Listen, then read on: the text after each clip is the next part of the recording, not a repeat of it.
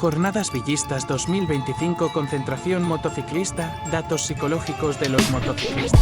1. Sensación de libertad y aventura. La sensación de libertad al recorrer carreteras y paisajes en moto es una experiencia muy atractiva para muchos. 2. Conexión con el entorno. A diferencia de un coche, las motos ofrecen una experiencia más inmersiva. 3. Emoción y adrenalina. La velocidad y la agilidad de una moto pueden ser muy emocionantes y generar una sensación de adrenalina. 4. De expresión personal. Las motos pueden ser una forma de expresar la personalidad y el estilo de cada individuo. 5. Comunidad y pertenencia. El motociclismo también puede ser una actividad social donde siente cohesión y pertenencia a los grupos sociales que forman. 6. Beneficios prácticos. En entornos urbanos, las motos son más fáciles de estacionar y pueden ser más ágiles para moverse entre el tráfico.